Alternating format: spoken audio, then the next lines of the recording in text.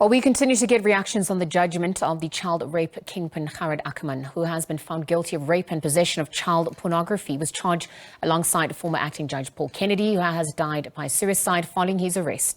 Dr Shaheda Omar, Teddy Bear Clinic Director, joins us to weigh in further. Dr Shaheda, thank you for your time here on the SABC. Thank you.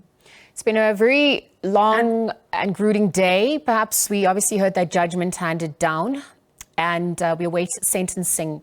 Dr. Shaheda, very young children will have to live with the trauma of Ackerman's act. How did you find this judgment? Well, certainly we we applaud this judgment, and as mentioned by my learned colleague Luke, that at least this encourages children, motivates victims, that they are being heard, that they are being actively listened to, and that actions and measures are being instituted. But just looking at the trajectory of these children, that whilst the physical wounds may fade, the emotional scarring will continue to remain. And the reality of it is that it does impact on their trajectories, impacts on their lives, their families' lives, the secondary victimization and trauma that they've been subjected to, the humiliation, the shame, the guilt, the anger, the typical damaged goods syndrome, where they feel that they probably had some role to play in it. Why me? Why did this happen? What did I do to make this happen? So these are some of the challenges that these children will have to continue dealing with. And of course, one cannot actually put a timeline to the kind of support they would need, but it is definitely a positive outcome. And I also want to stress that no amount of punishment can actually justify, what Gerhard Ackerman has done and the kind of suffering and trauma that people have been subjected to. Dr. Shaheda, let's talk to some of the help that the families, perhaps also those who have been affected, will have to face. What will it take to help these families and victims who have had to live through this ordeal? Well, one thing is definite, that, with life, many challenges come along there. And of course, looking at post-traumatic stress disorder, looking at some of the triggers, whether it's visual, it's auditory, similar, experiences, settings that may remind them of what they experienced. So having those invasive, intrusive flashbacks or reminders of the trauma would certainly require ongoing long-term therapeutic support. There's no cutoff point here. And as I say, that from time to time, they would require that kind of intervention. But it's not only for the victims, it's also for the family members in, managing and supporting the child, brother, nephew, whoever that may be, that they would all have to be equipped in managing, containing, and how to respond to challenging situations and circumstances. So definitely individual family counseling would be something that would be advised and recommended. Turning our attention back to Gerhard Ackerman, looking at his age and the sentence that he may have to face, given the charges that he is facing, what would you like to see happen as requirements in his rehabilitation process at large?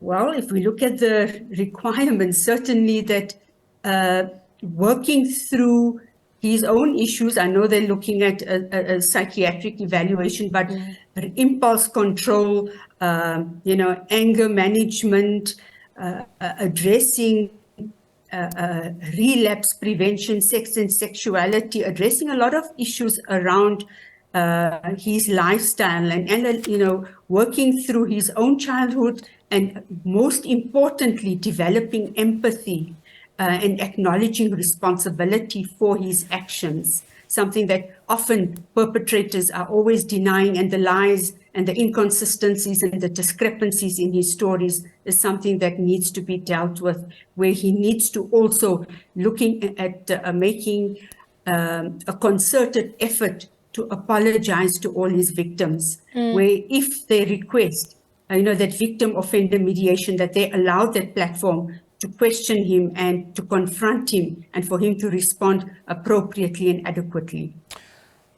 Dr. Shaheda, I also want to bring our attention to, the era of social media at large.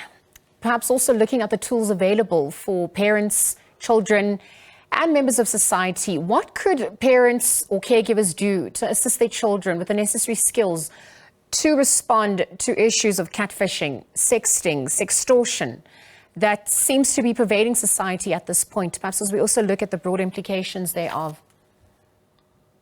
So the most important thing, the key point here is about communication.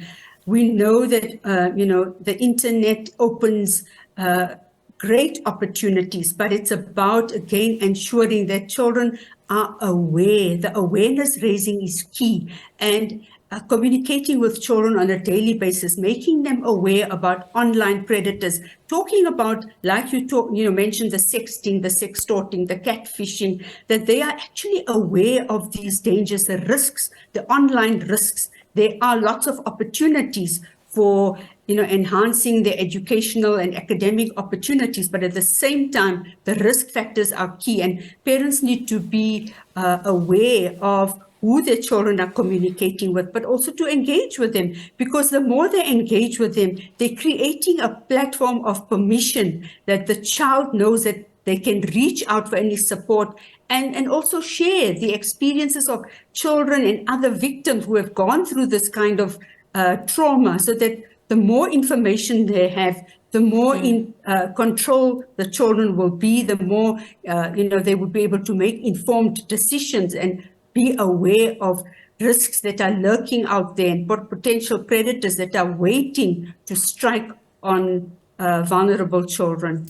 Dr. So Shaheda, communication is key, and parents need to be more informed of online opportunities and dangers. thank you for your time here on the SABC. As reactions come through on the judgment of the child rape kingpin Gerhard Ackerman, who has been found guilty of rape and possession of child pornography, Dr. Shaheda Omar, clinical director at the Teddy Bear Clinic, also weighing in on that.